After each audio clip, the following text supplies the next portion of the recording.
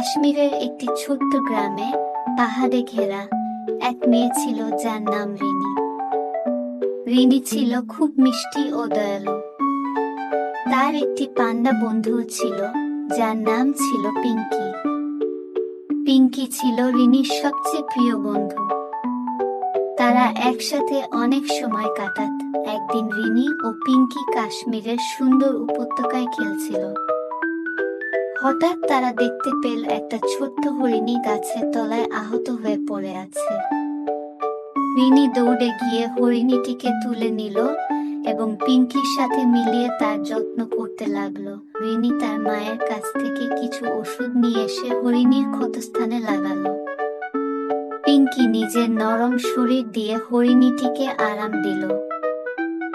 কয়েকদিন পর হরিণীটি পুরোপুরি সুস্থ হয়ে উঠল এবং আনন্দে দৌড়াতে শুরু করলো। রিনি ও পিঙ্কি খুশি হয়ে গেল। এই ঘটনাটি গ্রামের সব লোকের মন ছুঁয়ে গেল।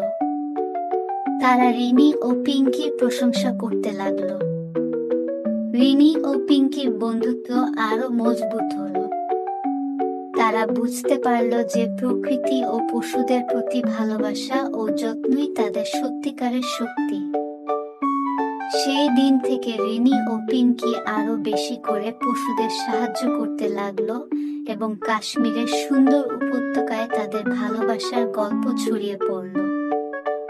তারা দুজনেই প্রতিজ্ঞা করেছিল যে সবসময় একে অপরের পাশে থাকবে এবং পৃথিবীকে আরো সুন্দর করে তুলবে।